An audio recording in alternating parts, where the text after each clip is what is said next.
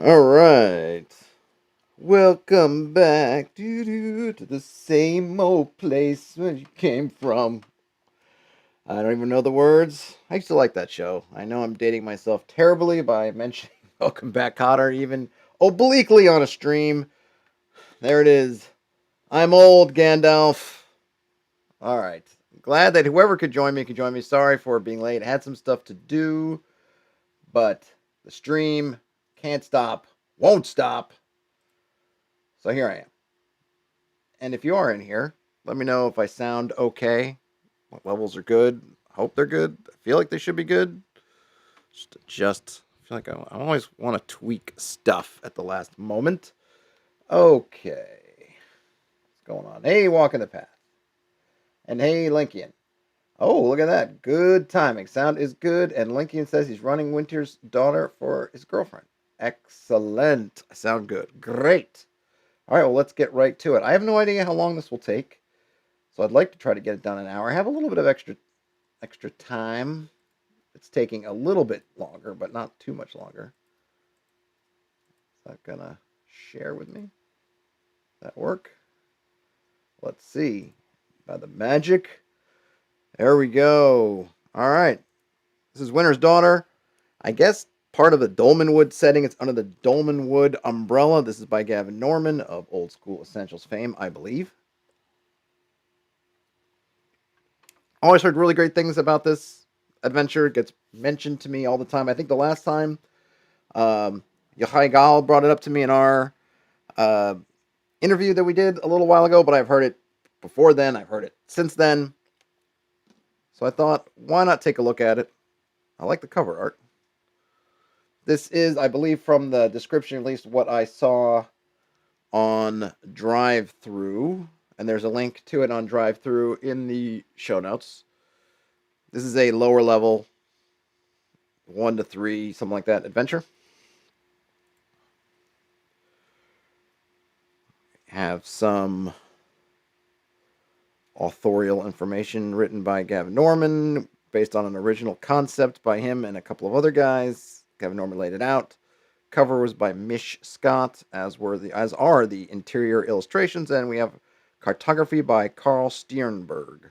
And this is the third printing from March of this year, 2021. Look at that. Linkian asks, is this a revived version with the removed outside encounter? I believe so. I actually looked around. Maybe at some point, I didn't want to just show up with an original version, so I didn't buy it. But I remember, again, Yochai Gal, I think, brought that up as saying that he liked that, even though he understands why it was taken out. He did like the original one, or at least that element, I believe, of it. So I bought it now. Now I won't feel so bad if by hook or by crook I can track down that original one. But this isn't it. Didn't ran out of time. I'm not sure if it is floating around the internets. This is the latest one, is at least as far as what Drive Through has. And thanks to folks in the channel and patrons and so much for, um, I had money in my in my account on Drive Through to pay for this, so I didn't have to pay for it out of pocket. So that's all thanks to you guys. So thank you. Chip says, "Hey Chip, loves this module. Awesome, awesome, good to hear. Like I said, everyone seems to like it. All right, we got the table of contents. Think I need to read that. Intro. I like reading the intros. About this adventure, Winter's Daughter is a short adventure set in Dolmanwood, the weird fairy tale campaign setting published by Necrotic Gnome. The adventure revolves around the forbidden love of a mortal knight and a fairy princess in ancient times when the two races waged war. The tomb of the knight has lain sealed for centuries. It conceals many secrets and, of course, treasures. All right, so that's like a nice little background information, gives us a sense of what we should be looking for in terms of the genre and theme. It's going to be fairy tale, knights, right? Knights, fairy maidens, that sort of thing. Okay, it's for old school essentials. It's for character levels 1 to 3. If we're new to Dolmanwood, which I am, but I'm not going to go through, are pointing us towards a Welcome to Dolmanwood PDF. We can get a Necrotic Gnome, which I'm not going to get right now. I'm not going to worry about using this adventure in Dolmanwood. We're going to pretty much look at this as a standalone piece of business. And then we have a couple of things on using this adventure in other settings, which I'm not going to concern myself with, but it's good to know that it's there. Hello there, War Bunny. Does War Bunny have a fang? That's what I want to know. And here we get some referee background info. The Cold Prince, the fairy lord who ruled all Dolmanwood before the arrival of mortals. Eternal winter. Under his rule, the forest lay under an eternal cloak of frost and snow. Frost elves, the people of the Cold Prince, immortal fairies as fair as snow and as cruel as ice. The war. 9 centuries ago, mortals waged war against the Fey armies of the Cold Prince, vying for control of Dolmanwood. Then we have the love of mortal and fairy. In the midst of the war, a mortal knight and a fairy princess met and fell in love. Princess Snowfall at Dusk, the 17th daughter of the Cold Prince. I like that name, too. Sir Chide, a near-mythical hero who fought in the war against the Cold Prince. First meeting. They met in the deeps of Dolmanwood in a clearing beside a circle of stones known as the Withing Stones. Trysts. For months, the pair trysted in secret glades, knowing that their love was forbidden. The portrait. Sir Chide commissioned a portrait of his love entitled The Lady of the Wood. And then the binding ring. The princess pledged her heart to the knight, bestowing on him a magical ring that had the power to bind their souls together for eternity. See Ring of Soul Binding, page 24. I do like that, hey, this is in the rules somewhere. Give me a reference in case, for whatever reason, I need to get there and check it out. I don't need to try to find it. You can just point me right to where it is, so that's good. Forbidden love discovered. Before long, the Cold Prince discovered his daughter's betrayal. The princess imprisoned. His spies captured her and brought her before him. He decreed that she be imprisoned in a forlorn tower, there to stay until she renounced her foolish love. Secret communion. Unbeknown to her father, the princess was able to secretly speak with Sir Chide, even from her prison, via the power of the binding ring. The two schemed her rescue. The binding ring gives me kind of Lord of the Rings, Sauron's ring, vibes. The Cold Prince defeated. The mortal armies were victorious, and the Cold Prince was exiled into his dominion in Fairy. Ever-looming threat. The Cold Prince has never troubled Dolmanwood since, but the threat of his return to the mortal world ever dominates the fears of common folk. So that's some background information. Is there more? Oh, there is more. The death of Sir Chide. The knight was slain in the final battle of mortal and fairy on the hills of the High Wold, not long after his love was imprisoned. Dying wish. Sir Chide insisted on being interred in a tomb in the glade beside the Withing Stones. Grave goods. He wished to be buried with the portrait and ring, and to have a subsection of his tomb dedicated to his betrothed. Chapel of Saint Sedge. A chapel dedicated to his patron saint, Sedge, was also integrated into the tomb. Sedge is the patron saint of crusaders and knife makers. That's an interesting combo. A holy site. As was the way in those days, the tomb of the great hero was maintained as a site of pilgrimage. A priest lived in the tomb beside the chapel. Lived actually in the tomb? Interesting. The effects of the ring. The power of the ring of soul binding was not thwarted by death. Beyond death. Sir Chide's spirit was called back from the beyond to linger in his tomb as a phantom. Drawing together. The prison of the princess in Fairy and the tomb of the knight in the mortal world were slowly drawn together, bringing the two worlds almost close enough to touch. Communion. Even in death, the power of the ring allowed the princess and the knight to communicate verbally. They dreamed of their reunion and marriage. War Bunny says, so far interesting. Well, good to hear. The sealing of the tomb. Fey influence. An unsettling Fey influence began to creep into the tomb. The priest's dreams. The priest who maintained the tomb experienced disturbing dreams and visitations and recommended that the tomb be abandoned. Closure. Guardians and wards were placed, and the tomb sealed. Centuries passed. The tomb has rested quietly. The princess remains imprisoned, forgotten by her father, waiting with fairy patience to find a way to be reunited with Sir Chide. The wedding. Undeterred by death and many centuries, the princess stubbornly insists on holding a perpetual wedding feast, awaiting the arrival of Sir Chide. Some few brave friends and allies have journeyed in secret to her isolated tower to join in the long-delayed festivities. Whoops. Skip backwards by accident. The Withing Stones are now frequented by the Droon, the cult of sorcerers who covet the standing stones and ley lines of Dolmanwood. Alright, so this is all just background. We have a lot of good stuff. I feel like it doesn't sound well because of the repetitions of the bold sort of subheadings and then the text, but I like it. I like it in terms of actually using it because you can essentially scan down really quickly. Okay, effects of the ring. Oh, communion. Like, bam, right down there. Oh, the sealing of the tomb, closure. Bam, I get that part. So while I'm reading it, it feels like it's kind of repetitive, but I think in actual usage, I like the way it's laid out for that because I feel like I can find the information that I need pretty quickly. So that was just the referee kind of background stuff. Now we get to hooks. Dreams of the Lady. What the PCs experience. A valiant or courageous PC is visited in a recurring dream by a beautiful elf lady clad in white. In the dreams, the PC falls in love with the lady and awakes with a deep yearning to be with her. After some weeks of experiencing this dream, the PC has a second dream, venturing into a burial mound, opening a coffer, taking a ring from the finger of a skeleton, and bringing the ring to the lady. At the end of this dream, the lady tells the PC that the tomb is a real place and that a magical door to her realm is located there in the lower level. She falsely promises her heart to the PC if they can retrieve this ring that was stolen from her in ancient times and bring it to her. She reveals the location of the tomb and says that one who bears the ring can enter the magical door in the lower level that leads to her realm in Ferry. That's what the PCs experience, but what's really happening? Princess Snowfall at Dusk has discovered a means of contacting the mortal world via dream. Her professed love is a trick. She merely wishes the besotted PC to retrieve the ring of Sir Chide for her. Let's see. Bob Moss, Delay Bob says, if I had $1 for every time a mysterious... yeah, exactly. Mysterious, yeah, lady. Yep. If I had $1 for every time a mysterious lady told me that tale, you'd have a couple of bucks. Maybe not. Yep, it's a tale as old as time. Now we have another hook, inheritance. An elderly, long-lost relative of PC dies, bequeathing some minor wealth to the PC, whatever the referee wishes. Among the papers and oddments, the PC receives an old charter accompanied with a family tree proving the PC to be a distant descendant of one Brigford the Wise, brother of Sir Chide.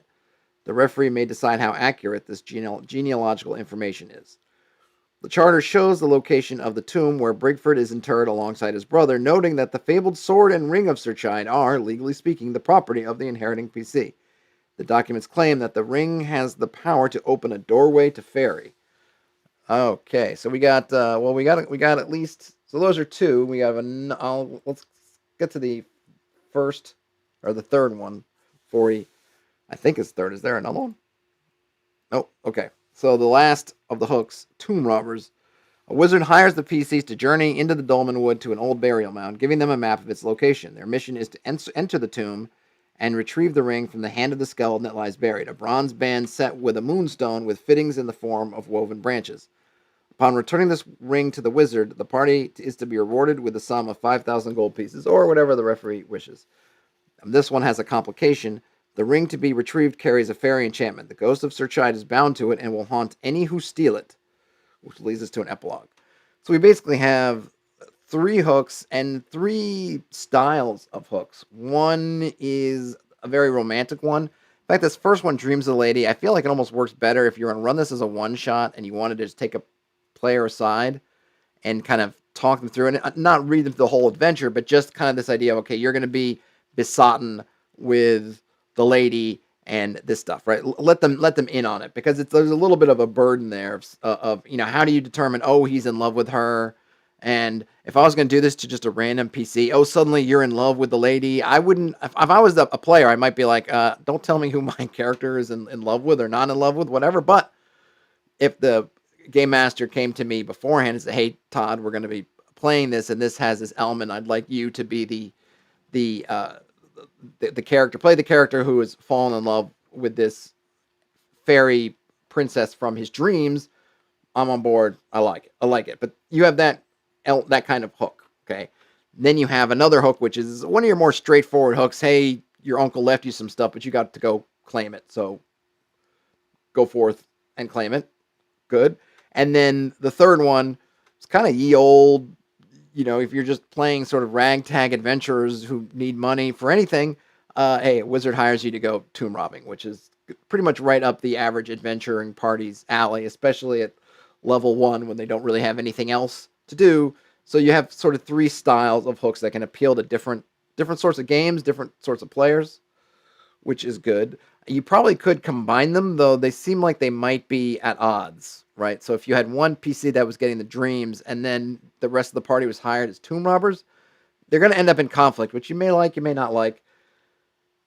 In fact, all 3 of them kind of conflict, because if one player thinks that they are legally due the grave goods, and then you're also hired to steal one of those grave goods for the wizard, might be some conflict there. Whether you want that conflict, you could either just pick one of the hooks and run with that, or combine them. And of course, there are other possibilities as well.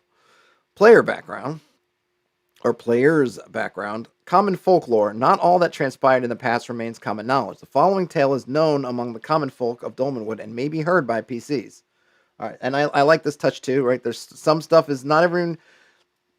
A lot of stuff is unknown or lost to the mists, the sands of time, as it were, but some things are known, and I like that we get something of what players might know off the bat. If you're playing with, say, new players and you're going to play in this Dolmanwood, then you might just bring this up and say, hey, you know these things, or stuff that sort of they could be told by folks in town or wherever. So we have the Cold Prince, the fairy lord who ruled all of Dolmanwood before the arrival of mortals. I think I'm gonna skip through these because I like that they have them, but I feel like this is just going to be some of what we already read through in more detail before. So I'm going to skip it, but just know that there are elements of the story that are in the common folklore about the Cold Prince, about Sir Chide, about the defeat of the Cold Prince, and then Sir Chide's death. Deeper investigation. If the PC spend time and money to employ sages, seek out obscure tomes, or consult with oracles, they may be able to divulge some of the true story of the knight and the princess. Each of the following facts requires a significant research effort. And then we get and again, I'm not going to read them because we already kind of went through all of it. It's all in the referee section, but we get more that you can get the identity of the Lady in the Woods, more about the ring, about the grave goods, and about the sealing of the tomb, if the party is willing to invest in significant time and or money to find out stuff. We get some Dolmanwood lore.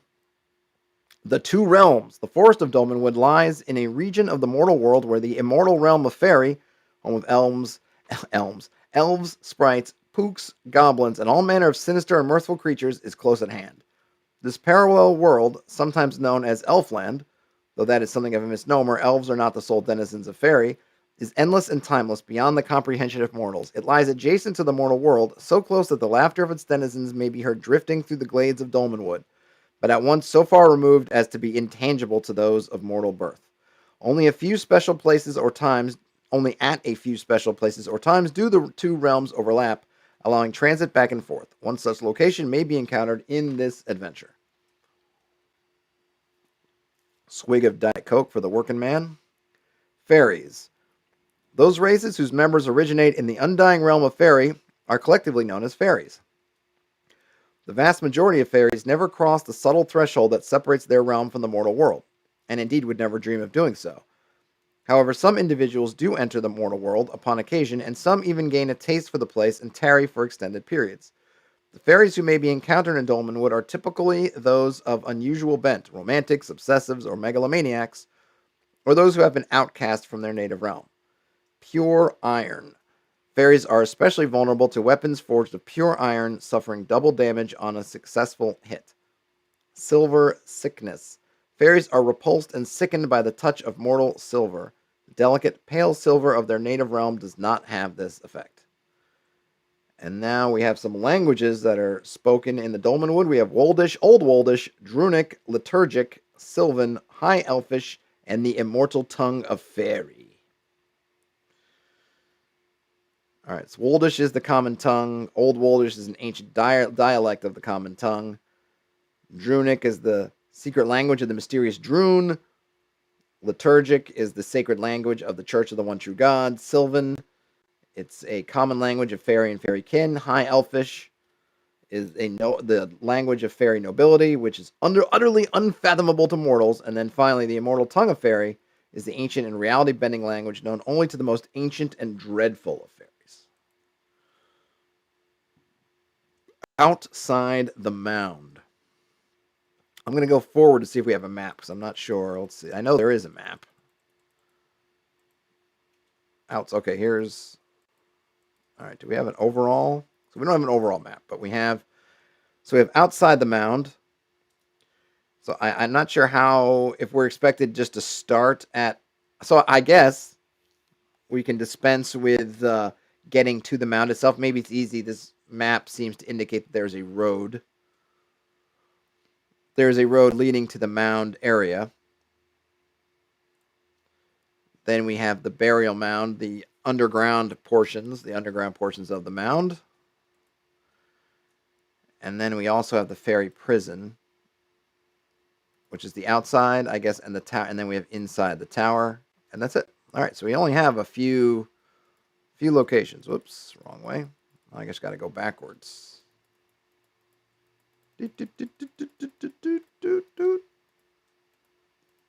Okay. Outside the mound. First, we have some random events. 1 in 6 chance every 2 turns. And it is a, looks like it's a D4. A PC suddenly spots a ghostly, violet-eyed owl gazing down from a high branch. Save versus spells or fall into a faint for 1d6 turns. On a 2, 1d4 tipsy goblin merchants with lanterns climb cautiously out of a trapdoor in the forest floor. They have stepped into Dolman Wood from Ferry, seeking rare night fruits. And then we have a note to see Dolman Wood Goblins on page 20. This is obviously later on in the module. 3, a gust of wind whips the branches of the trees into a frenzy. PCs near trees must save versus paralysis or be struck for 1 damage. Flames sputter and may go out. Torches 4 in 6 chance. Lanterns 2 in 6 chance. That's a nice environmental kind of effect.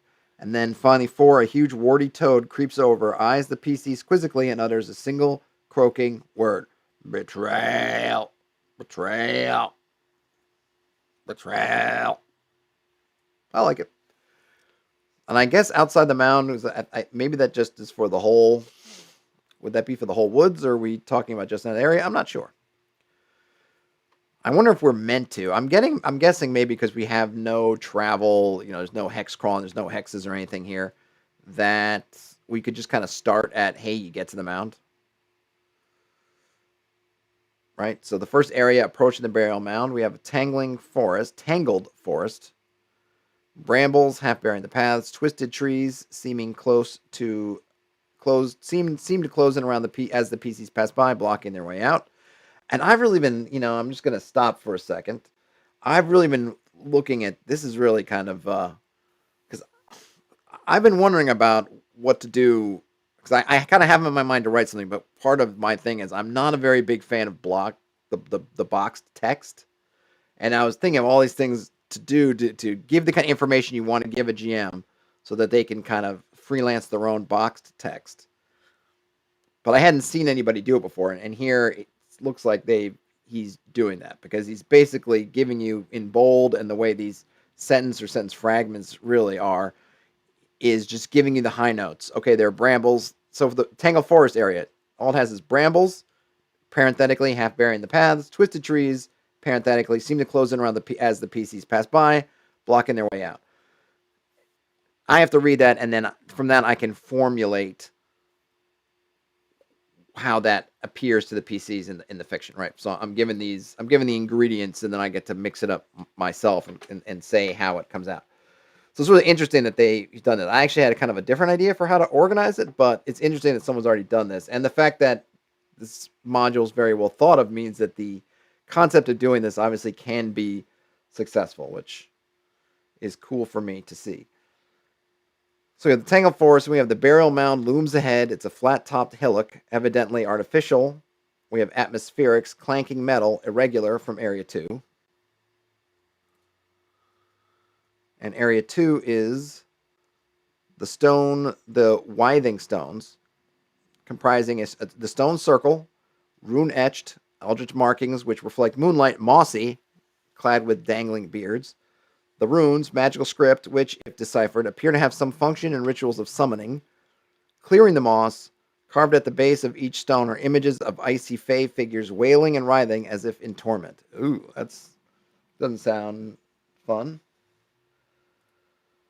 Lincoln says, Gavin uses description style in all his modules, and I think it's pretty great. There's no box text to be found, just the bolded highlights followed by extra detail. Yeah, I like that a lot. That's great to know, because I'm really thinking along those same lines, so it's nice to see that it's been done and done well. So that's really cool. There's a twitching stag skeleton lying amid the stones, twitching erratically, slime-coated, bright green, glowing, evaporating green haze, lingering cloud of evaporating slime. That's a wonderful image. Breathing the haze, acrid, makes one lightheaded. We have a boxed comment about the Droon. The Droon are a cult of sorcerers who jealously guard the stone circles and ley lines of Dolman Wood. Common folk are terrified of their occult machinations, including kidnappings and rumors of human sacrifice, and fear to speak their name. They are not to be meddled with. 13 iron owls hanging from trees, wings spread wide, clanking in the breeze, rusty, rain-streaked, pentagram eyes, graven. Touching, a chill comes over the character. Natives of Dolman Wood recognize the owls as symbols of the Droon. Now we have the entrance to the tomb. It's a door, granite slab seals the mound, overgrown, covered in lichen and sweet-smelling wild roses. Moving the slab requires a cumulative strength bonus of at least 4. Breaking the slab takes 6 turns. Cumulative strength bonuses reduced this time. Minimum 2 turns. Stairs into the mound. Descend into the earth. Dusty, caked with centuries of undisturbed dust. Deathly silence, disturbed by the PC's footsteps. Dank smell, moist and moldy. If examined, scratches are discovered. It looks like something heavy was dragged up the stairs a long time ago. From the entrance, we get to the wormhole. A hole in the earth, 2 foot wide, barely, at the edge of the mound. Oh, wait, is this on the other side? So, wait, hold on. I'm going to have to check the map again, because I think maybe we're looking at 2 different things from outside. That's... Okay, 1, 2. The Withing Stones. 3 is the tomb entrance. Oh, 4 is the wormhole. Okay, so the 3 and... Okay, so they're... The main entrance to the tomb is on one side, and then there's this wormhole that also goes in the mound on the around to the side. So you'll only see this wormhole if you were to kind of go around and check out the sides of the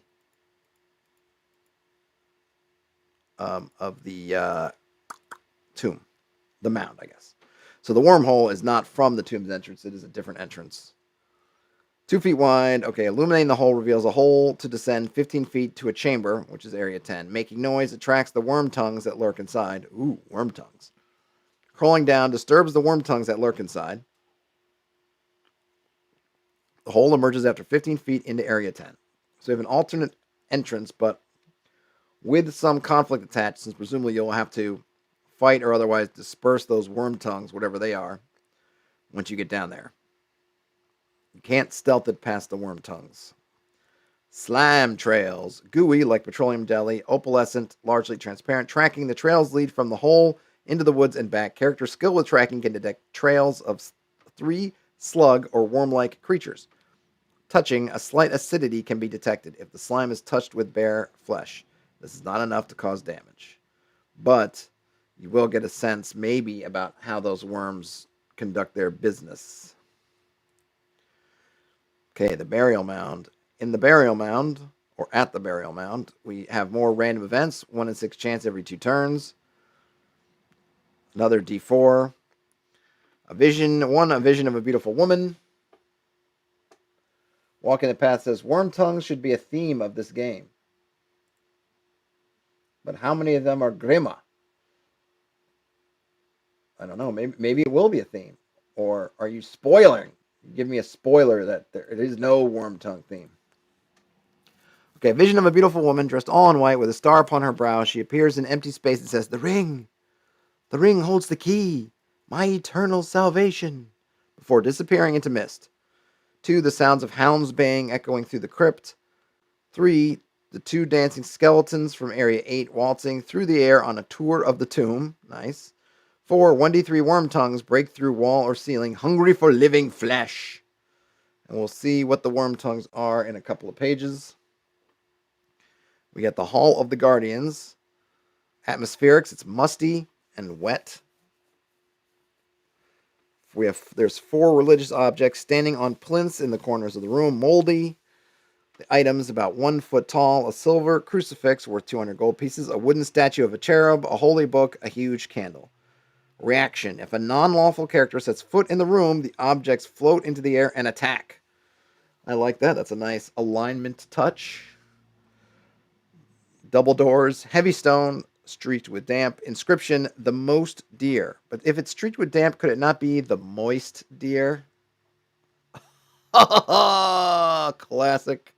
Okay, maybe not, but the word moist, it's such a delicious word just because it just sounds so kind of gross. Moist. Just say it a few times. Moist. Moist. Yeah. There's something unsavory about that word. Okay, dusty floor. If disturbed, movement in the room reveals colors beneath the dust. If cleared, a mosaic is revealed along with scratches on the floor. And then we have some stats for the religious objects, including, it looks like, some abilities. Scolding. When animated, the objects speak in a shrill, sanctimonious tone, scolding PCs for their misdeeds, including entering the tomb. And when they're killed, a cloud of mold spores erupt. Anyone in melee, save versus poison, or suffer 1d2 damage and choke for 1 round. Cannot act. And then, so that's cool. And then we get about the mosaic. It depicts Sir Chide atop a white charger, piercing the heart of a fairy knight with his sword. An inscription in Old Woldish reads, "Here lies the noble Sir Chide, slayer of frost, defender of the king." Speakers of modern Woldish can recognize the name and the words for frost and king. The scratches look like something heavy was dragged from Area 7 a long time ago. Moist. Onto the blindfolded statue. White marble statue, a fair maiden, long flowing hair and robe, upon her brow a star, beseeching silence. The statue is poised facing the stairs with her finger raised to her lips. Blindfolded, a black cloth is wrapped around the statue's head, covering her eyes. Round plinth, also of marble, 3 foot across, 1 foot high. Removing the blindfold, the inside of the cloth is embroidered with golden crucifixes. Stairs down to Area 14. Pristine, finely cut stone, free of dust. Tree branch archway, stone carved into the likeness of interwoven trees at the top of the stairway. Illuminating the stairs reveals the shimmering of reflections of water. Interesting. And I guess it's all normal. I mean, I feel like either myself or probably my players have spent a long time trying to figure out what to make of the fair maiden who's telling them to be quiet and blindfolded. So interesting that nothing seems to. It just is what it is. Because I was definitely, when I was reading that fair maiden, I'm just waiting for the riddle or the puzzle to be unleashed. But there is no puzzle apparently. The freezing mirror, full-length mirror, silver frame, hung from the wall. Pass in front of it, save versus paralysis or be frozen still. Covering the mirror bypasses the freezing effect. The value, the materials, 1,000 gold pieces. If removing from the tomb, the magical properties fade after a month.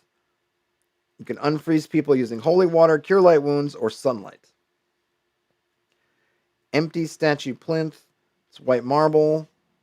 Scratches on the floor as if a heavy statue was dragged away towards Area 5.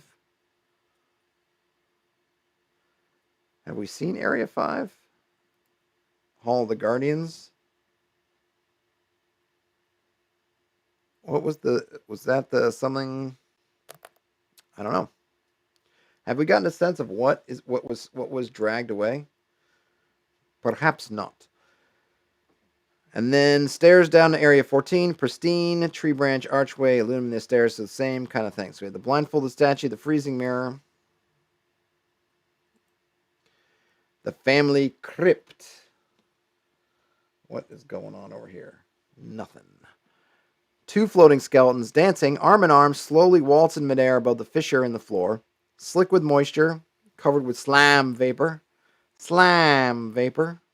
Jewelry, one wears a pearl necklace, the other a gold medallion, worth 500 gold pieces each. Yeah, she wants her pearl necklace. She got her pearl necklace. Reaction. Welcome strangers to join the dance. Attack vehemently if any of the coffers are disturbed. Language could speak old-fashioned Woldish, i.e. common, not Old Woldish, in a distant whisper. So this is kind of a nice little social encounter, but obviously there's a combat element, especially if the party wants to go and loot the whole place. Let's see. The floating skeletons, we get some stats. They're undead. Any weapon that hits becomes weightless for a moment, -1 to attack roll the next round.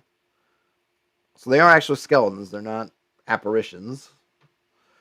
The fissure in the floor is of indeterminate depth upon first glance. Sheets of slime, transparent, dripping from a hairline crack in the ceiling above. See the slime vapor.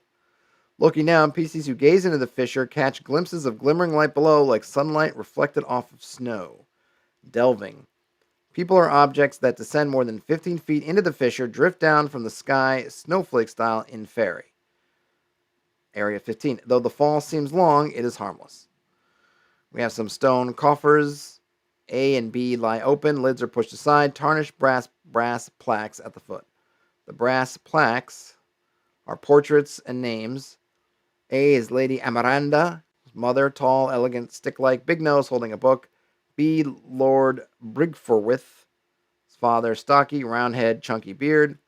C, Brandy with the Good, elder brother, bespectacled, head bowed, leaning on a staff. D, Brigford the Wise, younger brother, chainmail, hound at his side, bow in hand. And E, Emmeline the Chaste, sister, petite, mourning veil, cradling a cat. And if you'll recall, Brigford the Wise was the one that the hook suggested we make a long-lost relative of one of the PCs. Then come see their forebear, Brigford.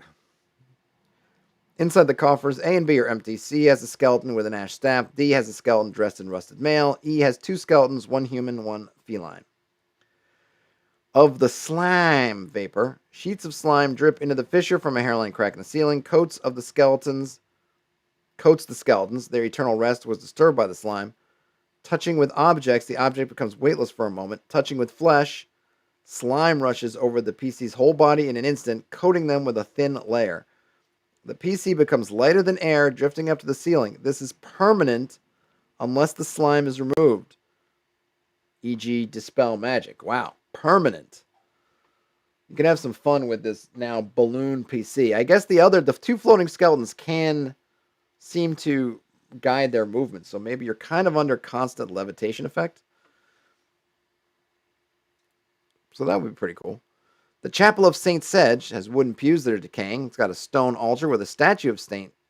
Sedge. Dried wax has dripped down the statue onto the altar. There's a disintegrating velvet cloth. Lighting the candle brings a rush of wind, distant neighing, and victorious battle cries. It's kind of cool. There's a ragged tapestry showing the gates of heaven. Concealed behind is a wooden door, locked and swollen with damp. Swollen with damp. Get out the damp, Rid. This place is moist. Moist. The abandoned priest's quarters. It's got another, this I guess is the swollen with damp door that's locked. Got a collapsed wall, rubble in the corner, dark earth behind the collapsed stonework, narrow tunnel which delves upwards. I'm guessing this is the worm tongues. In the tunnel, there are 3 worm tongues lurking, crawling up at least area 4, right? So this is that alternate entrance that we can get into. Now we get to the worm tongues. Squirming, tongue-like worms. Ew. Dark pink. Ew. Bumpy. Ew. 4 foot long. Thigh thick. Tooth-ringed mouths like lampreys. Ugh. Eyeless. They attack by taste. Tasty. And they're lurking in the tunnel by the collapsed wall. They are disturbed by noise in the room, and they ravenously attack. And we've got some stats for the worm tongues. They do have acid that causes 1 damage per round until washed off, e.g. with water. We also have a moldy writing desk made of decaying wood. There's a locked drawer that's easily smashed open. Inside the drawer is an old mold-covered book.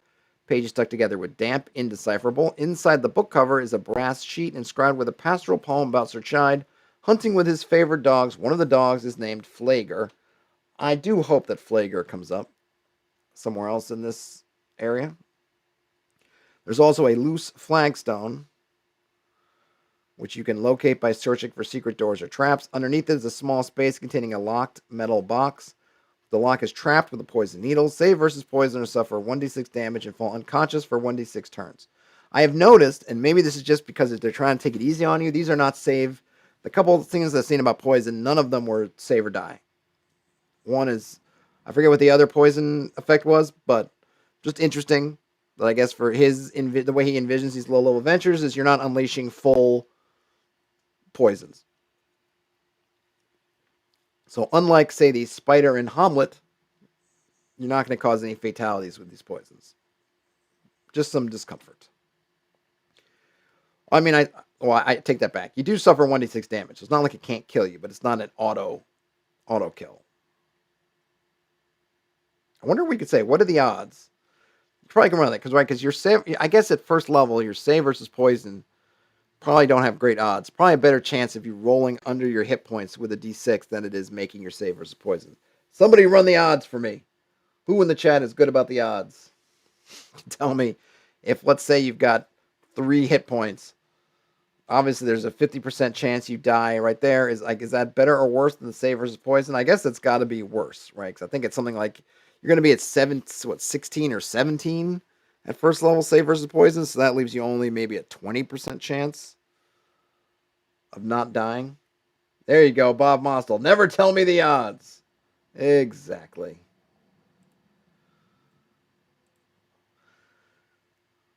All right. Then we get the Chapel of St. Sedge. Oh, that's where I was. I must have... Wait, did I go the wrong way? Yep, I went the wrong way. No, I didn't. Did I? Wait a minute. Where was I? Oh, yeah, here we go. I was going the wrong way. The loose flagstone, poison trap inside the box, a silver crucifix worth 50 gold pieces, a clerical scroll of hold person, a prayer book of stamped gold leaf worth 500 gold pieces, a box of 20 holy wafers, preserved after all these years. They are magical. Each cures 1 hit point. Ooh, so 20 is actually pretty good. Just don't gobble them all up for a snack.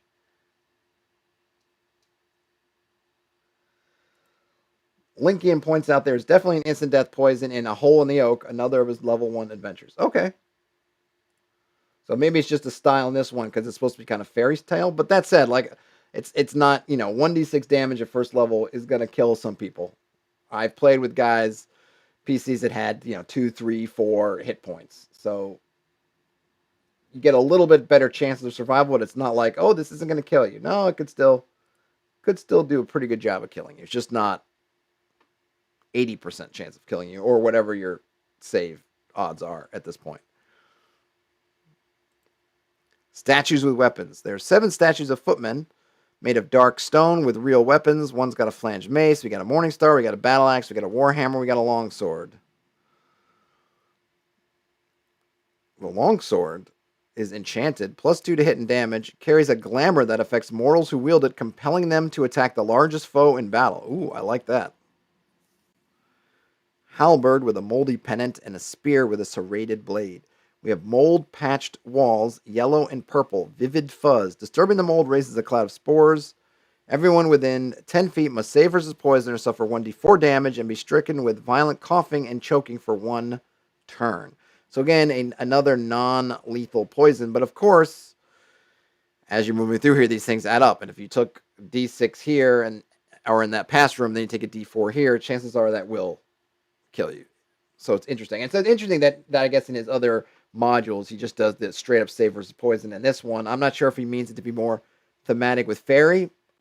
Like I said, these things still can kill you, just not, you have a better chance of surviving. And the other thing with the coughing and choking is interesting. I don't, it's kind of, I guess it's thematic, right? So it's for 1 turn, which means it's just that clock ticking towards the next encounter, which may catch you while you're coughing or choking. Because otherwise, there's not much effect of it, because it doesn't look like there's anything here to hear you and run into the next room. So it's really all about, okay, these things are slowing you down, causing you to grind through more potential encounters, which might be more of those I would guess the worm tongue seemed to be the most outright hostile ones. The other ones seem like they could be, or I think that's the only one that's just out and out hostile. So an interesting choice with those. And there was another one too where you're kind of coughing or doing something else for a round, or a turn, which in other dungeons you might think, oh, things are going to come in to find you, but in this case it's more about just keeping you in there longer, forcing you to grind more. Or I don't mean grind by just those ticking clocks bringing up more encounters, bringing up more chances of things going wrong. Chip Altman says, so it's a modified yellow mold. It always triggers, but it might not kill you. Yep. And I've used yellow mold before. I like yellow mold. But yes, that's the same thing I thought. It is definitely like that, right? But just the poison effect toned down, which I actually don't have a problem with. I could even see something like, hey, you suffer 1d4 damage and you can't heal it until something because you're suffering. Or I think you could do the whole, hey, your constitution is permanently reduced by some number. Maybe make it even a large number, like, oh, your constitution goes down by 2d4 or something, or 1d8. And it can't be cured unless you get like a week of rest or something like that. Linky says, not quite a yellow mold, maybe more of an ochre mold. But there's the ochre comes back. Bob Mossel has a question, a comment. Hey, what you did in the late 80s with yellow mold is your business. That's true. What you do with yellow mold stays with yellow mold. Oh, and the plot twist chokes on one of those wafers. I could definitely see some parties eating all the wafers, like, oh, look, there's some wafers, and we just eat them all for our snack, and then they realize later on, oh, by the way, they were healing, and they ate them all before they could use them, because now when they, are running into all these things that are sort of eating away at their hit points. Save those cracker. Faded battle mural of Sir Chide. Right hand is raised. He's got the two hounds. And the fairy army is arrayed against the knight. The knight's hand, if you clear the mold, you'll see a long sword with wavy blood grooves surrounded with a white glow, which is the long sword in those statue, held by one of the 7 statues of footmen. And then the hounds, if you clear the mold, the name of the one of the hounds is revealed. Written on its collar is cheddar, like the cheese, maybe. Mazel says that's approximately why they're always served with one, or so I've been told, or with wine, or so I've been told. Yeah, you got it. Yeah, the typos when it's the thing that bothers me to no end with Twitter, because between just spell check going awry and typos, and then the fact that you can't fix them. So I feel your pain, Bob Mazel, but I got you. Serve with wine. So we an enterprising party would at this point have both the names of his hounds, which I must assume that these names are going to come in. And since we're getting to the Hall of Hounds, maybe the names are going to become useful right about now. We've got pillars, relief carvings, scenes of holy war against the fairies, double doors made of massive stone with inscriptions, call to the companions as the inscription, and it's locked, and warded by magic. The riddle, speaking the names of Sir Chide's hounds, Flager and Cheddar, or vice versa, causes the doors to open. Touching the doors without answering the riddle causes the stone hounds to animate and attack. Chained to the base of the door, a larger than life, 6 feet tall, are the 2 hounds. They're chained, they can't leave the room. They're constructs only harmed by magic, unaffected by charms and mind control. Basically, at level 1, these things might as well be a death sentence. Pretty much. Okay, only harmed by magic. Maybe you got a hold of that magic longsword when you hit the statue of the footman, which is +2 to hit and damage. That you could do it. Still, they've got 17 hit points and 19 hit points. So how long are you going to be able to whack at that before they just crush you? What do their attacks do? Are they just normal? Okay, 1 bite. So D8 bites. So you better retreat and find out the name of those hounds, because otherwise it's a tough road. Unless I said, well, that's the magic part. I was gonna say you could kind of stand outside the room and try to hit him with bow fire, but you'd have to have a bunch of magic arrows or something, and they're probably not gonna have that. So, Chip Altman's got a question. All right, we interrupt these proceedings for Chip Altman's question. What would you do if the party thought of saying their names after they were animated? I would have them I would probably, you know what I would do? One, I would have they would stop attacking, and they might do something like, I don't know, bow, roll over, let them pet them. Yeah, I would have that short circuit it. I'm not going to be cruel. I think solving it is solving it, and the timing in terms of the attacking, because I could see some parties not figuring that out until the Stone Hounds attack, and then maybe they think about calling out to them. But they would have to say both names, and I might if they just said one of them, like they come in and they touch it, and the hounds attack, and they just say, maybe they're trying to think of like which one of them. Maybe maybe they want to say like heal. And they say, you want to say Flager, heal, right? Like that. I might have the dog pause for a moment, acknowledging the name, but then the fact that they didn't get both names, maybe the dogs will look at each other or something. I'll give them maybe some clue to that. But if they get both names, I'll definitely give it to them.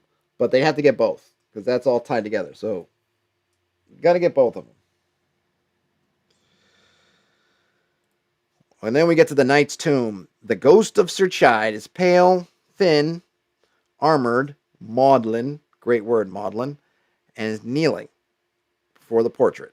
Reaction: beseeches the PCs to help him join his beloved in Ferry via the stairs in Area 6 or 7, and finally take her hand in marriage after centuries apart. Does not appreciate tomb robbers. Wants a living person to take his ring to the lower level of the tomb where he believes his love awaits him. Knows that the stairs in Area 6 and 7 allow entrance to Ferry where the princess awaits imprisoned. So he can be dealt with, he can be reasoned with, but we do have some stats for the Ghost of Sir Chide. Got an aging touch. The target ages 2d20 years. If the victim is Ferry, they do not age, but must save her spells or be afflicted with terror for 1d6 rounds. Ooh. Incorporeal undead, only harmed by magic or silver, unaffected by charms and mind control. Turning, if turned, disappears for 24 hours. Tethered to the ring in the coffer, cannot exist more than 10 feet away from it. So now we have that stone coffer that has the ring inside. It's got carvings of the likeness of Sir Chide and leaf patterns. Inside is the skeleton of the knight. Upon its wrists, a pair of copper bracelets engraved with owls. Their eyes are amethysts. Each bracelet's worth 1,000 gold pieces. Got on its fingers a bronze band set with a moonstone with fittings in the form of woven branches. That is the ring of soul binding. The ghost is tethered to the ring. It cannot exist more than 10 feet away from it. If the ring is removed, the ghost disappears. This is only temporary, however. It is able to manifest once per day, haunting the one who stole the ring. If the ring is crushed, its power ends. This knight's soul is released and disappears into the afterlife. Well, that's interesting. So you could just decide, like, you know what? I'm not playing your games, Sir Chide, fairy lady, and just put it under the boot of your foot and just crush it. Interesting way of ending at least that element of the adventure. What happens, I mean, though, you might make, I suppose, I would think you'd make a severe enemy of the elf, or the fairy maiden. But what an intriguing thing to do, to crush the ring or otherwise destroy it. The hanging portraits of a fair maiden amid a stone circle. And you would recognize the stone circle as the Withing Stones. It is grimed with dust, aged and damp. If it's restored, it's worth 1,500 gold pieces. There are silver candlesticks that are floor standing, 4 feet tall, tarnished and blotchy. And if they're clean, they're worth 200 gold pieces each. Now we're at the warded pool. It's a vaulted chamber with a shimmering pool that fills the room. Statue of the maiden in the center of the pool with white marble, long flowing hair and robe. Upon her brow, a star. Now we have a referee's note. The vaulted chamber that the characters perceive before passing through the ward is the bottom level of the tomb. It exists in the mortal world. The nature of reality has been warped here by the action of the Ring of Soul Binding over the many centuries it has lain in the tomb. Fairy is now more present here than the mortal world. The wards at the bottom of the stairs were placed by the church when the tomb was sealed in order to prevent further encroachment from Fairy. At the bottom of the stairs, we've got ghostly candles, dozens floating in midair, warding the way. It is not possible to pass the bottom step without passing through the candles. Fairy PCs feel the presence of the ageless realm pressing against the ward from the other side. I like that. Presence of the ageless realm pressing against the ward. That's very cool.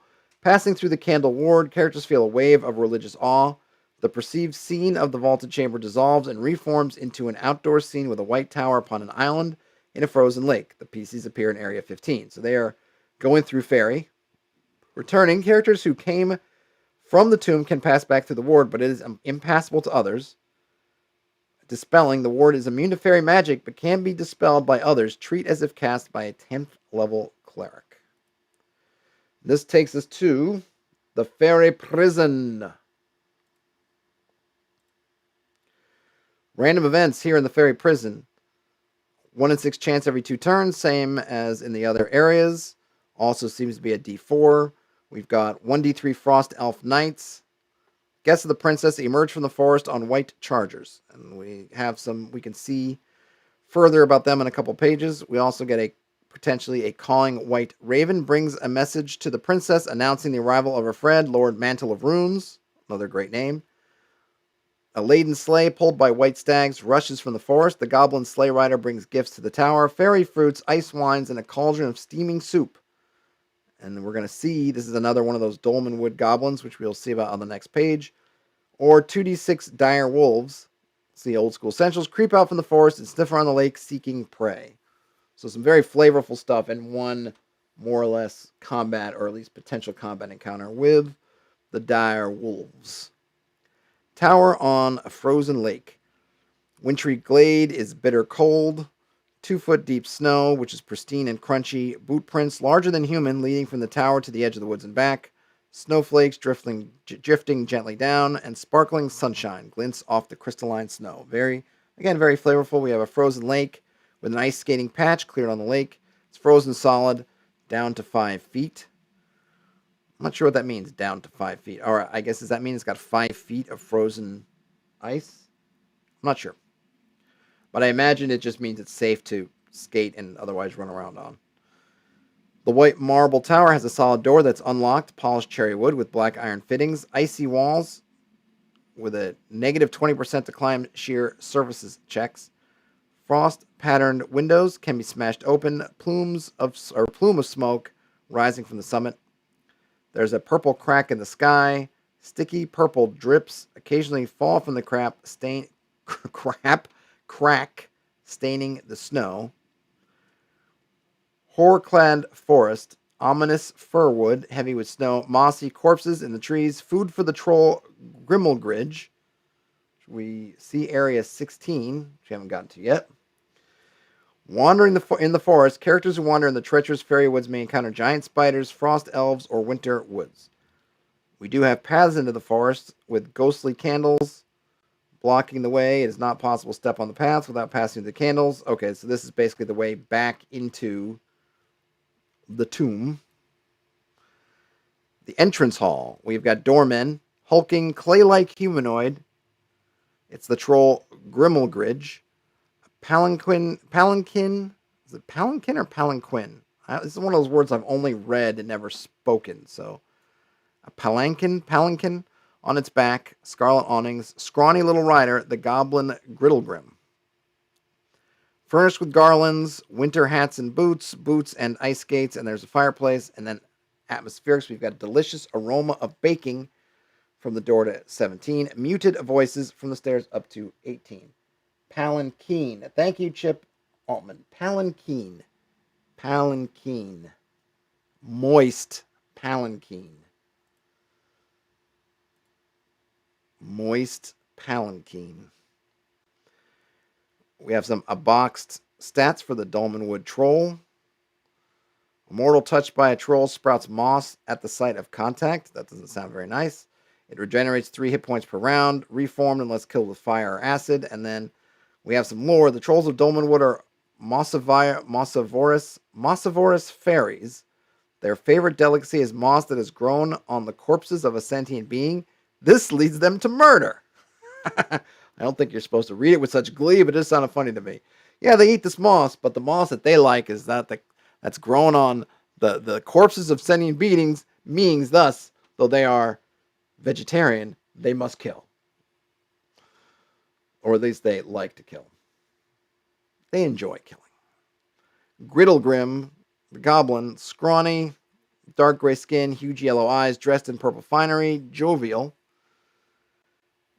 Reaction, he checks names of all who come in the door, allows invited guests to enter, wedding guests to enter, will let uninvited people in if they eat a shroom from his pouch.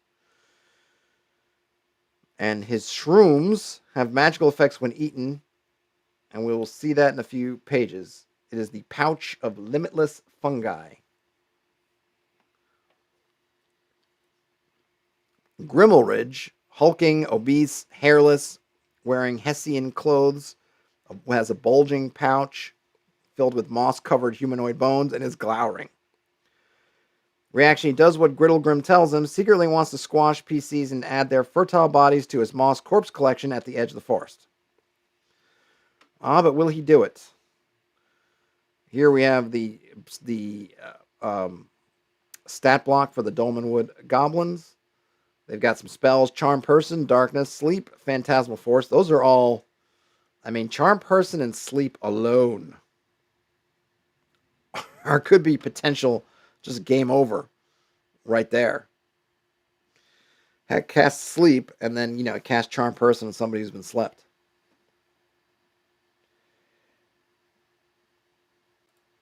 Hey, we've got Dean Wilmer. Hey, Dean.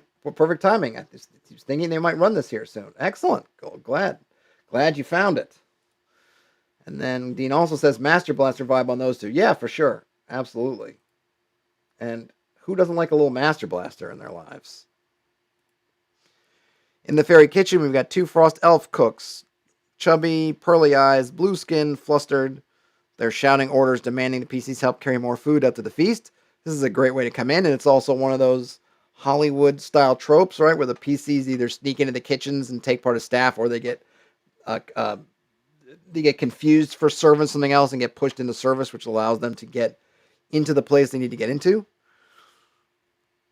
And let's see, the cooks, they know that the princess's guests await the arrival of Sir Chide, her betrothed. And I guess they've been waiting for a while, and they might be waiting for a while longer. In furnishings inside the kitchen, we've got a fireplace, cast iron stove, chunky table, pantry cupboard. You can raid the pantry. The deeper one delves, the larger the pantry seems. There is a 1 in 6 chance per person per turn of finding something worth 2d10 times 10 gold pieces in the mortal world. Rare fairy wines, jelly dreams, sprite dust, tarts of infatuation. That's really clever and nice and flavorful and thematic. Atmospherics, you smell delicious baking aromas, and there's steam. Now we get to the wedding feast.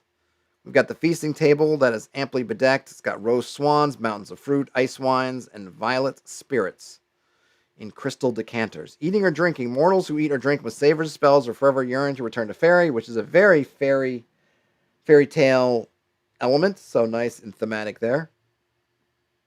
The guests, we've got 5 Frost Elf Knights, 7 Frost Elf Nobles, who I guess are uncomfortably subdued and are timeless. The princess's guests have been waiting centuries. They are basically ambivalent towards the PCs, but they will call the guards if disturbed, and we have some stats for the guards, knights, and nobles. The guards are standing respectfully at the edges, but will leap to action if needed. They will escort uninvited guests to the princess. And here we have the princess. Snowfall at dusk. She's beautiful. She's got blonde hair, pale skin, blue eyes, clad in white with a star on her brow. It's worth 300 gold pieces, if you rip it off her head. She is regal and resigned to her fate, but not without hope. Her reaction is she's excited at the possibilities strangers, especially mortals, present. She wants to be reunited with her love, Sir Chide, who was tragically taken from her by his mortality. She knows that Sir Chide's soul lingers in his tomb, the names of his hounds. She knows the names of his hounds, that the warded paths in the forest lead to his tomb in the mortal world. So she knows a bunch, but can you get here without having gone through the tomb already? I don't know. Maybe. There's a magical band. She cannot leave the glade in which her tower stands unless she renounces her love for Sir Chide. The band is also effective against magical summons or teleportation, e.g. the power of the ring of soul binding to physically unite the bound person on nights of the full moon. She's got the plea, the princess's plea, her wish. She yearns to be reunited with Sir Chide. She proposes that the PCs return to the tomb and bring her the ring that lies in Sir Chide's coffer. His soul will follow, bringing the two lovers together and allowing them finally to be married. And the possible rewards are jewels, a wish granted. Ooh. Princess Snowfall at dusk. amongst her other things. She also has Charm Person, Sleep, Hold Person, Invisibility in her spell arsenal. But she also has Wish. She has the power to grant another's wish. She may only use this power once ever, which is interesting when you're playing with a few different PCs. Who will get that wish?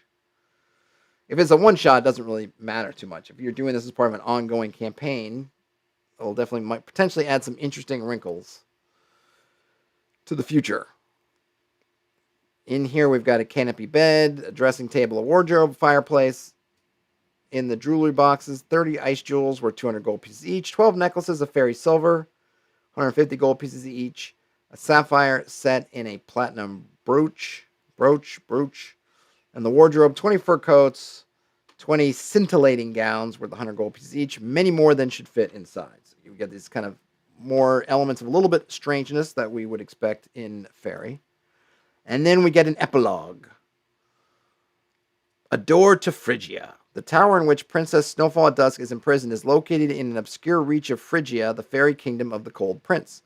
This region of Phrygia has been drawn close to the mortal world due to the action of the Ring of Soul Binding over the centuries that has lain in the tomb of Sir Chide. The ward placed when the tomb was sealed prevent natives of Phrygia from passing between the two worlds, but travel from Dolmanwood into Phrygia is perfectly possible. PCs who discover this door into Fairy may wish to use it for any number of schemes beyond the scope of this adventure. The Cold Prince is ever seeking for ways to return to Dolmanwood, so such a door in his own kingdom would be a priceless discovery. The wards preventing access to the tomb from Fairy cannot be dispelled by fairy magic. But if a mortal could be persuaded to undo this magic, ... So a couple things here I like. We essentially have some consequences of the adventure. Everything goes on. Maybe word gets out to the Cold Prince that this doorway is here, and then he could start some machinations, maybe to try to convince a mortal to come through it. If you, as the GM or the players, have an interest in doing more stuff in Fairy, here's a way they can come in. Do they need to now look around and search up doorways to Fairy? No, they know that there is this one that's here that is stable. They can just come back and find it over and over again if they want to. And then, of course, we also have, if they decide, which might be the wisest thing to do, is to get rid of this quasi-permanent entrance to or doorway to Fairy, they know the means to do it, or they can discover the means. And the GM, as a GM, we have that information. The Lovers Reunited. If the Ring of Soul Binding is brought from Sir Chide's tomb into Fairy, the two worlds will quickly start to drift apart. Within a day or two, the doorways between areas 14 and 15 will cease to exist, area 14 becoming once more a vaulted chamber with a pool. The reunion of the lovers does not undo the magical band that keeps Princess Snowfall at Dusk imprisoned in the tower. Deeper magic or the intervention of the Cold Prince himself would be required for this. It is possible that Sir Chide or the princess might find a way to contact the PCs in the future, asking for the aid in this matter.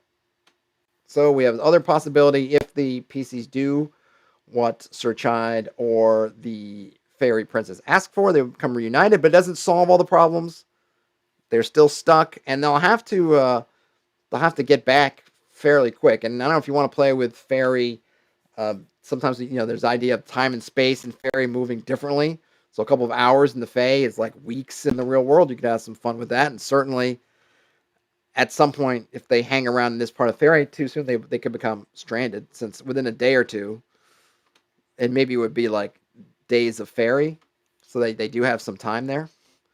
And maybe there's some way that they could they could maybe give some boon or something to the players, and they could use that to contact them later. So you could have further adventures with Sir Chide and Princess what's her name? What is her name again? I don't remember, but she's cool. The princess. The ring stolen. If the Ring of Soul Binding is removed from the tomb, the one who possesses it will be haunted by nightly visitations from the ghost of Sir Chide. At first, the ghost will plead with the thief to return the ring, promising the generosity of his fairy bride. If the thief is stubborn in their refusal to cooperate, the ghost will become angry and violent. Only by slaying the ghost or unbinding the ring, see the following page, can the haunting be ended. So, get ready to keep fighting that ghost. Keep fighting it. All right, so now we have some magical items. First, the Ring of Soul Binding. It's a fairy magic item that intertwines the souls of two beings. The person who possesses the ring can give it to another person, causing them to be bound.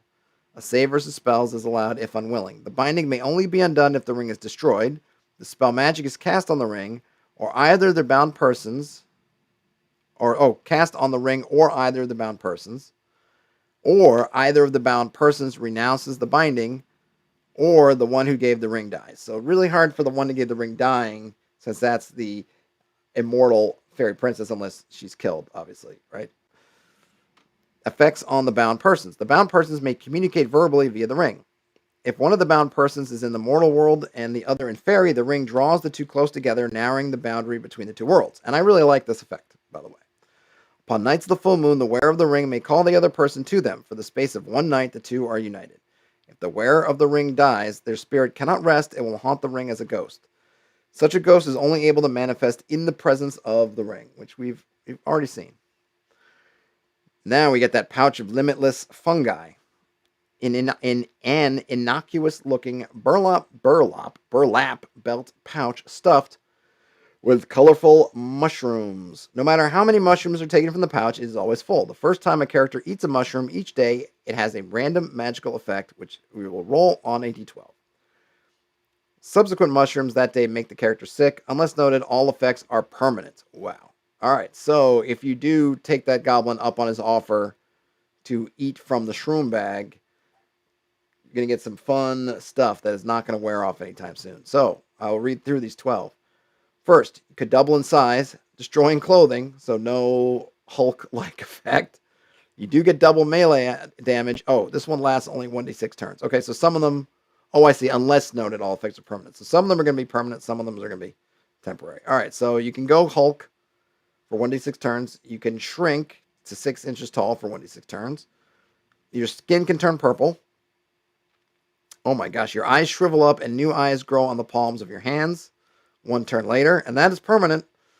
Isn't that what was that movie, Pan's Labyrinth, that had that thing with the eyes on the hands?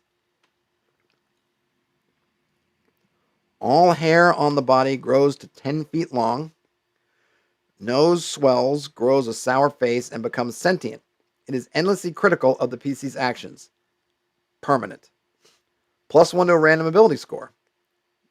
Eyes enlarge and emit yellow light in a 30-foot radius. It's kind of like old school Gollum from the Hobbit cartoon. Effect, also permanent. Warm, fuzzy feeling, automatically make the next saving throw. Body turns transparent for 1d6 turns. Can surprise on a 1 to 4 if naked. Alternate weeping and hysterical laughter when spoken to lasts 1d6 turns. Vomit up a stream of worms and maggots, unable to do anything else for 1d6 turns. Wow, that is definitely a bunch of random, odd effects. The dice are in your hands on those rolls. And then the back of the box, or the back of the book, the tomb of an ancient hero, lost in the tangled depths of the woods, a ring of standing stones warded by the sinister Droon cult. The Droons don't actually show up, though. They just kind of, their presence is felt, but I didn't see anything. There's no set encounters with the Droon themselves. A fairy princess who watches with timeless patience from beyond the veil of the mortal. A forgotten treasure that holds the key to her heart. A romantic fairy tale dungeon adventure for characters of 1st to 3rd levels. All right, and then we have those maps that we kind of glanced at earlier. The outside the mound, then the burial mound, then the fairy prison with the little ice rink, and then the tower, and that's the end of it. That is, as I tap back, Winter's Daughter. Christoph Rochelle. Hey, Christoph says, there used to be a set encounter with the Droon at the beginning of the adventure. The designer changed it in later drafts because it was overly deadly. I can see that. Okay, so that makes sense. Because I like I said, I know people have talked about that there was originally an encounter that was removed. And that makes sense. Because the Droon, yeah, it's kind of an interesting thing, right? Because I don't know anything about Dolmanwood, so I don't know anything about the Droon. I just haven't read just in this module. Okay, so I don't know anything about the Droon. Seems like a powerful faction, kind of higher pay grade than your average 1 to 3 level PCs. I wonder if there wouldn't be a way to tune the encounter or do something to give you a little bit more of the flavor of dealing with them, since they're kind of marked here and you might be expecting them and it's pointed out that you see Droon markings and Droon things. Some way to give you that, but without maybe putting you in direct contact with the Droon, because it feels like it should be deadly. From the way they're described, one would think it would be deadly. Lincoln says deadly and kind of off theme. Yeah, I think I heard that too. So I can see why maybe he removed it, but maybe you could put something in there or have them play in a little bit, because they are mentioned specifically, and it just ends up being one of those things like, oh yeah, like why weren't the Droon? Maybe the Droon could be watching. Maybe they are. Maybe it's somebody else. The other thing I could see is the Droon really aren't interested in this spot, because the other thing is okay, they're interested in ley lines and things in Dolmanwood. There's no mention of this place being on a ley line. But what I could see is if I forget that guy's name, the guy who sealed the tomb, the cleric or whoever that was living there, when they sealed the tomb up, to put Droon stuff to kind of cloak it in the, I don't know, in the sort of ritual things about Droon, to fool people into thinking that their Droon are here, to help keep them away. Because everyone knows, oh god, Droon are deadly.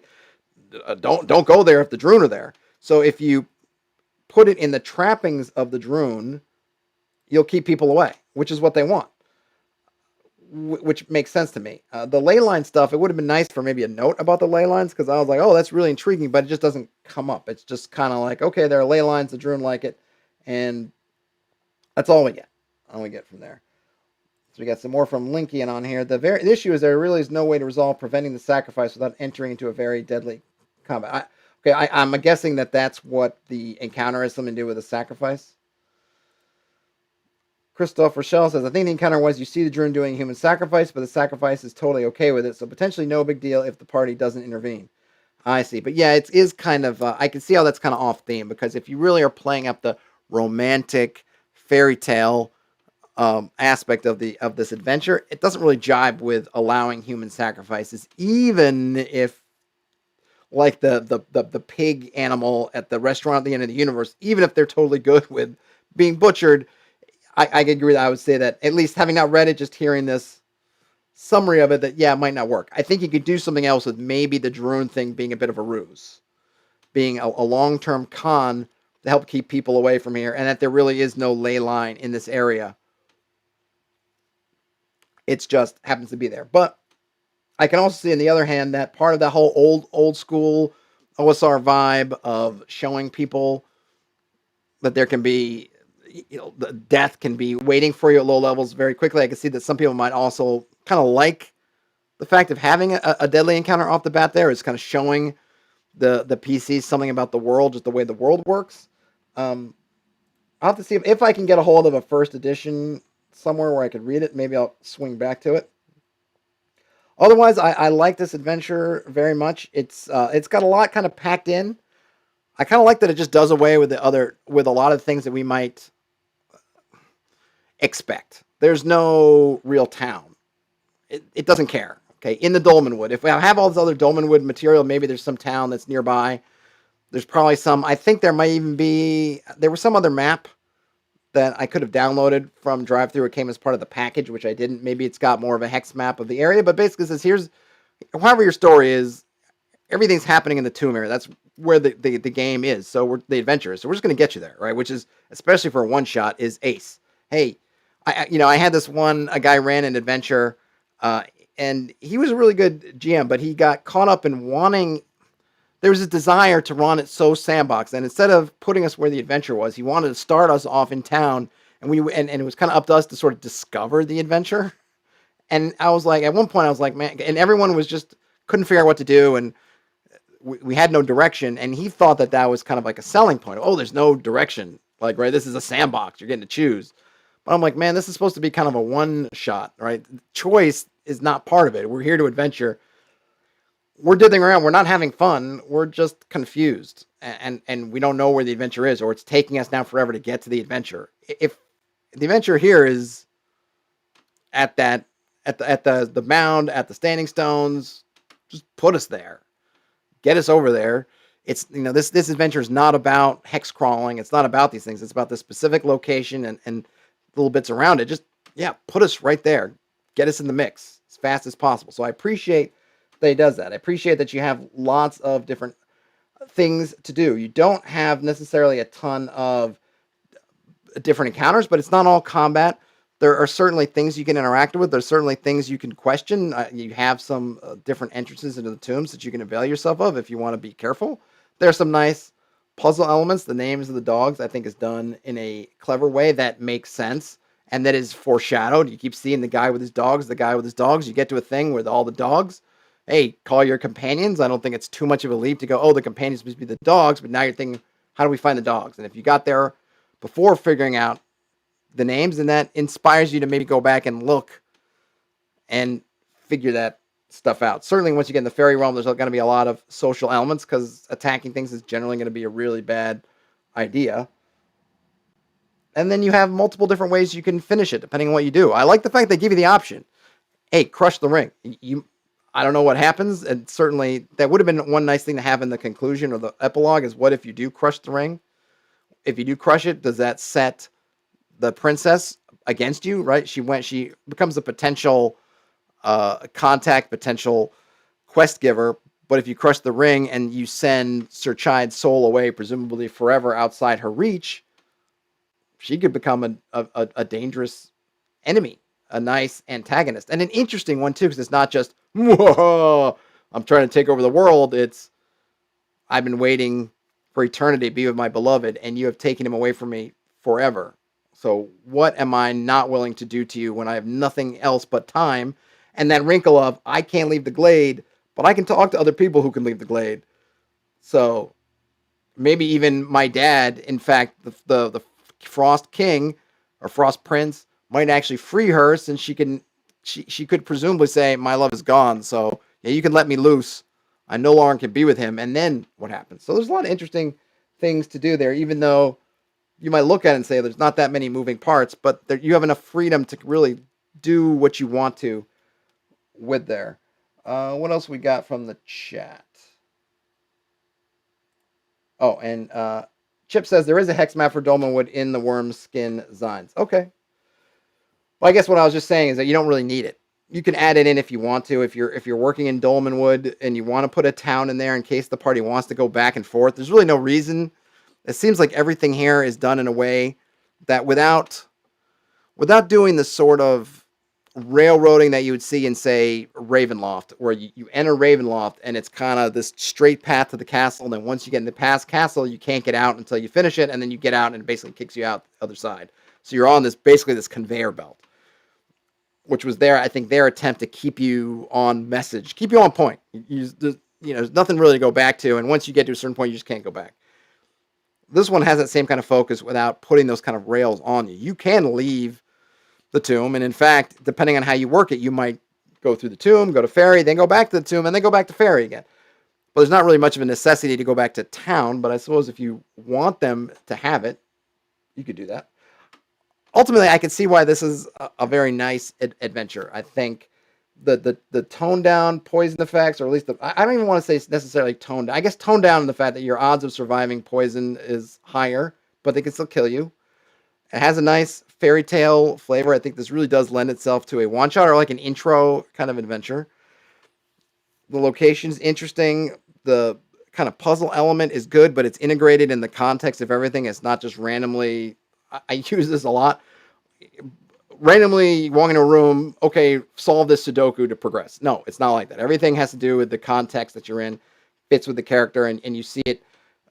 It's sort of, it is, what's the word I'm looking for? It's established and it's built up as the imagery and everything shows can kind of show you this thing happening, right? So I think by the time you get to the puzzle of the dogs, it's been built up where it'll make sense other than just, oh, it's some kind of puzzle that has nothing to do with what we're doing. It's just there.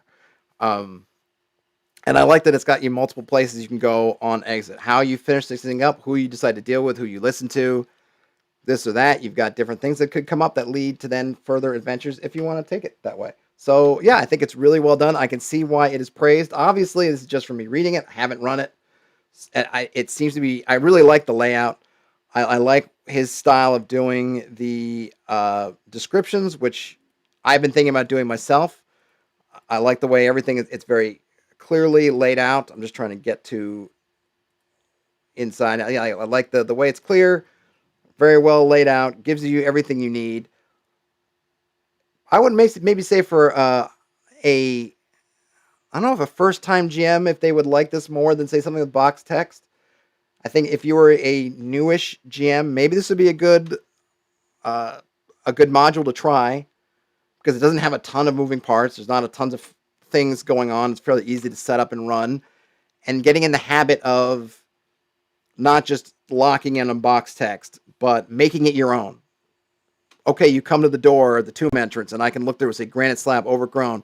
Okay, there's a granite slab that seats a tomb, and it's covered in lichen, sweet-smelling white roses, or white wild roses, and the slab is gray, and it's pocked and marked with age, right? It kind of forces me to kind of get in that habit of doing that stuff myself, which as a newer GM, you might use the practice. So even for, maybe not just for kind of new parties, but for new GMs, this might be a really good adventure. So yeah, I dig it, and I can see why it is beloved. What else we got here from the chat?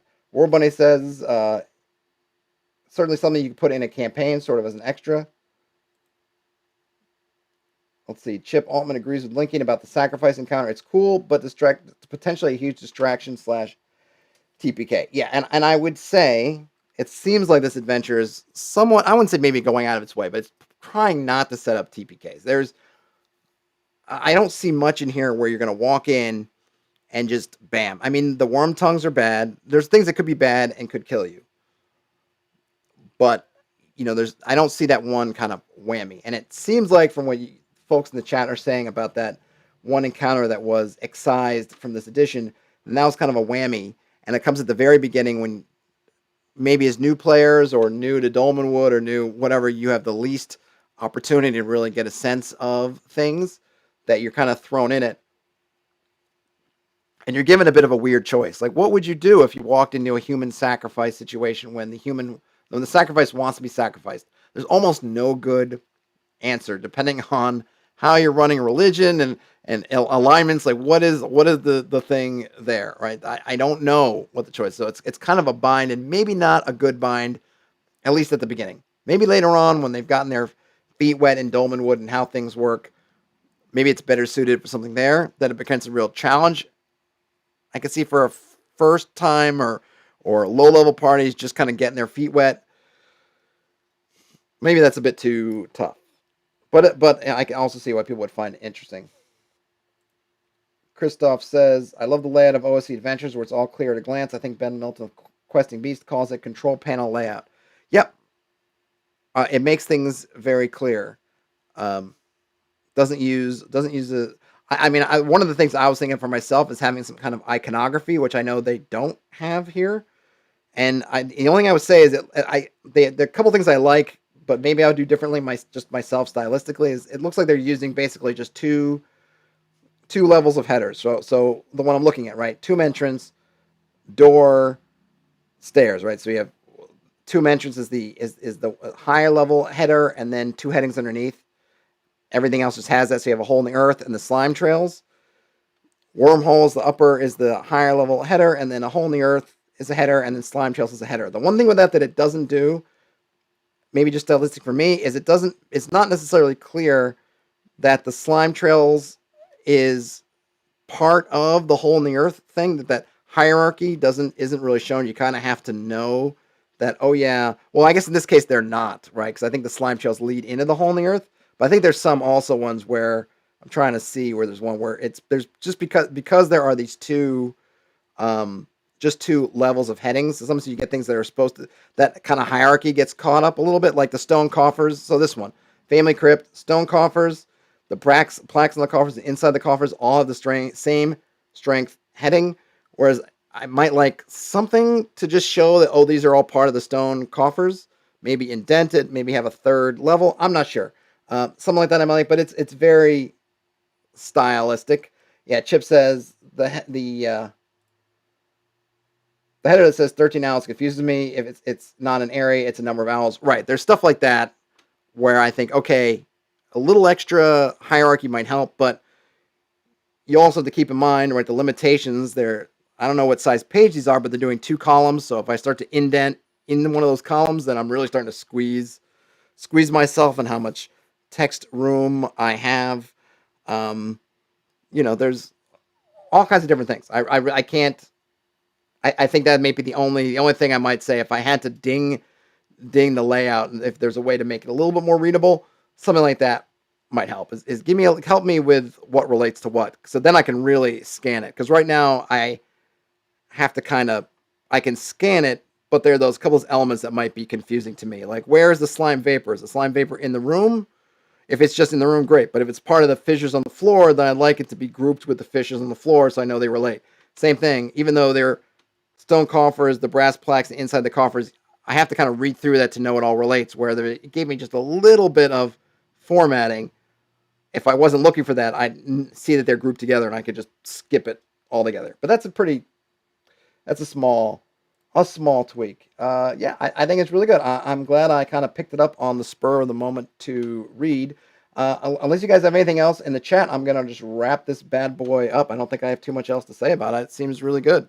I really like these kind of sandboxy style adventures, right? There's not, maybe people, I don't know, people don't seem to have any trouble getting their parties to this. Because I think the one thing I thought with the hooks is that the hooks are all good. If you give out more of those hooks, they could lead to some conflict in the party, which you may want or you might not want. And then, how do you want to make it kind of more just sort of tomb robber murder hobos? Do you want to really play into the romantic aspects? But that only can really apply to one player. And then what are the other players? What's their reason for going? But you have some options there. On your way out, if I don't wrap it up before I forget, give it a thumbs up. I'd appreciate it. If you found yourself in here and you're not subscribed to the channel and you like this stuff, this is what I do. Pretty much try to stream 5 days a week and put out other videos once or twice a week. If you like the stuff, go ahead and subscribe. I don't bite much. I'm not overly moist, as it were. But this was really good, and I'm glad I got a chance to do this today. I apologize for being late. Normally, for those who are new to this sort of thing, I try to stream at 1 p.m. Eastern times, U.S. Eastern times, but today I had something I had to take care of, so I got behind, but I'm glad I had a chance to fill in and get this thing read. All right, I don't see anything in the chat, so I'm going to wrap it up. Like I said, if you can give it a thumbs up and subscribe. I also have a Patreon and stuff if you want to support the channel and a coffee page. That way, I appreciate any ways, and I do use affiliate links for drive-through. So if you like this and you hadn't picked it up yet, it's on drive-through. You can use that link. It doesn't hurt you, and it just shoots me over a fraction of a penny, I think, depending on how much you buy. So otherwise, I'll see you around. Have a great rest of whenever you watch or listen to this. Game on, and I'll talk to you later. Bye now.